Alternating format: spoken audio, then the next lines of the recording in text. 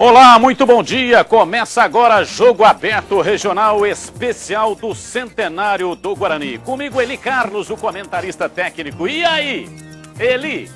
Bom dia, Batista. Bom dia a todos. Bom, vamos festejar o centenário. Espero estar por aqui no bicentenário, mas como não temos certeza, né? Vamos festejar o centenário do Guarani. É um grande prazer participar desse programa, Batista. E o nosso convidado especial, representante do elenco bugrino, campeão de 1978 do Campeonato Brasileiro, Zenon, está aqui conosco. Zenon, um abraço, que prazer tê-lo com a gente neste dia especial em que o Guarani completa 100 anos de vida. Muito bom dia, Carlos Batista, bom dia, Eli, bom dia, amigos, telespectadores. É um prazer muito grande estar aqui participando desse programa num dia realmente muito especial para a comunidade bugrina, em especial também para mim, lógico, porque eu faço parte da história desse clube. E daqui a pouco nós teremos aqui o guitarrista Bruno Guzmán. Ele vai entoar na guitarra o hino do Guarani. Nós já estamos aqui enfeitando o nosso cenário, as camisas do Guarani de 78. Daqui a pouco o Zenon vai falar. Tem aqui também a faixa em que o Guarani colocou no peito em 1978 no título maior conquistado pelo time bugrino. E tem também ali as medalhas recebidas pelo Zenon. Portanto, daqui a pouquinho o Zenon vai falar a respeito da importância dessas camisas aqui na tela da Band. Hoje o Guarani comemora 100 anos. Uma data especial para a cidade de Campinas. Você acompanha agora como tudo começou, de onde surgiu o nome do Guarani. Você acompanha todos os detalhes agora. A origem! Praça Carlos Gomes, marco zero de fundação do Guarani. Foi aqui que tudo começou 100 anos atrás. E a gente vai saber um pouco mais dessa história com um dos historiadores que mais entendem do bugre, Fernando Pereira. Como é que foi esse início?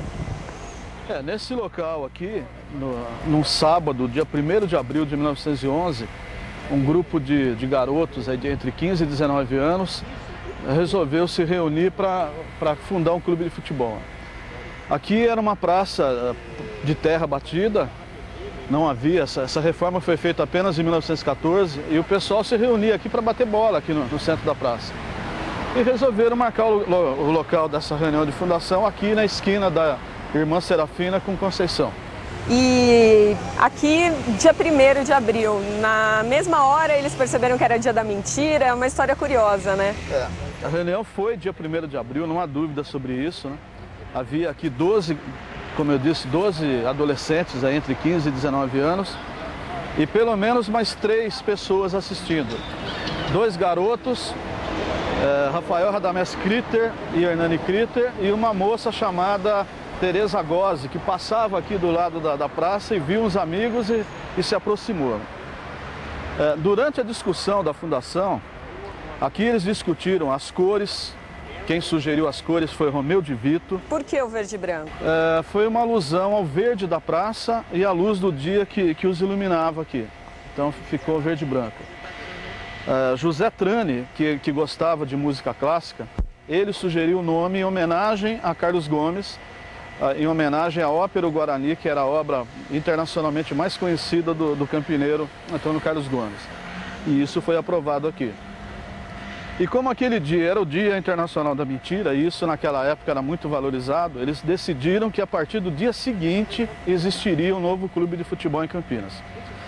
No entanto, havia um vespertino, um jornal que saiu no final da tarde, chamado Correio de Campinas, que no próprio dia 1º publicou uma pequena notícia dizendo que havia sido fundado em Campinas o Guarani. Então não há dúvida sobre isso, foi no dia 1º aqui a reunião, mas eles decidiram que a partir do dia seguinte existiria o clube.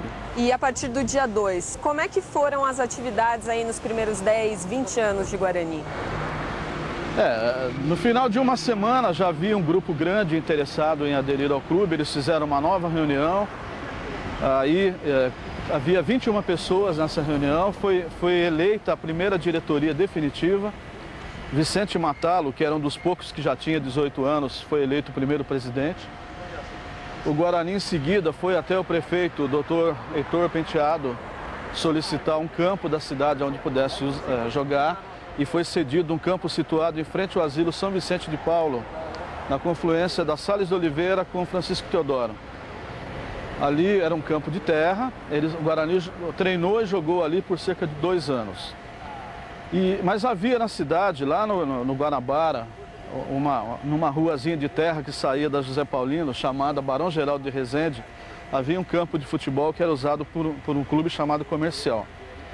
O Comercial acabou e o Guarani conseguiu o direito de uso daquele campo com a proprietária do terreno. E já a partir de 1914 ele usou aquele terreno. Ali por 1920 ele resolveu comprar o terreno e em 1923 inaugurou o primeiro estádio da cidade, que hoje é chamado aí de Pastinho, é lembrado como Pastinho. Foi inaugurado dia 15 de julho de 23 com um jogo contra o Paulistano de São Paulo. Pela primeira vez em Campinas havia um estádio com campo gramado. Até ali eram campos de terra. E aí o clube não parou mais de crescer. Disputou o Campeonato Paulista da primeira divisão de 27 a 31. Ele já era uma força do interior. Depois acabou com o profissionalismo chegando ao futebol em 33. Ele optou por ficar no amadorismo. E só virou realmente profissional em 47, quando a federação criou o Campeonato Profissional do Interior. Em 48 teve o primeiro campeonato de acesso à primeira divisão. Em 49 o Guarani foi campeão da segunda divisão e subiu para a primeira divisão paulista. E aí é a história que todo mundo conhece. É o clube do interior com o maior número de participações em campeonatos paulistas, em campeonatos brasileiros, em Copas do Brasil. Representou o país 3 vezes em Libertadores da América e viajou já por quase uma dezena de países e é conhecido internacionalmente. Tá ok, obrigada, professor. A gente ficou sabendo um pouco mais aí da história da fundação do Guarani e fica aqui um pedido, né, para a prefeitura ou para a própria diretoria do Bugre. A placa fica aqui em meio à Praça Carlos Gomes, num local um pouco degradado, sem uma grama.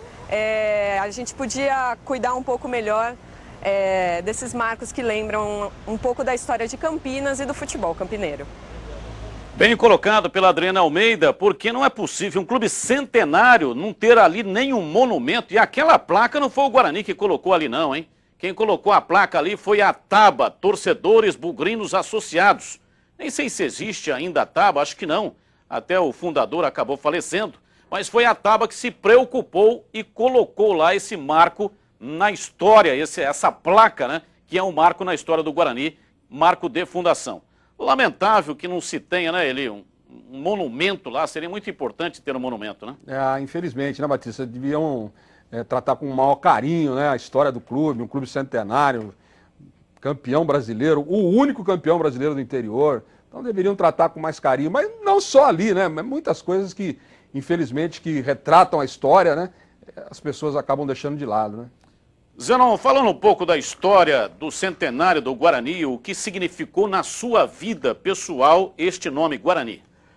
Bom, o Guarani representou muito na minha vida, né? Praticamente ele me deu a oportunidade de mostrar o meu trabalho. Eu tive a felicidade de ser campeão, né, em 1978 e o Guarani me colocou numa seleção brasileira e abriu as portas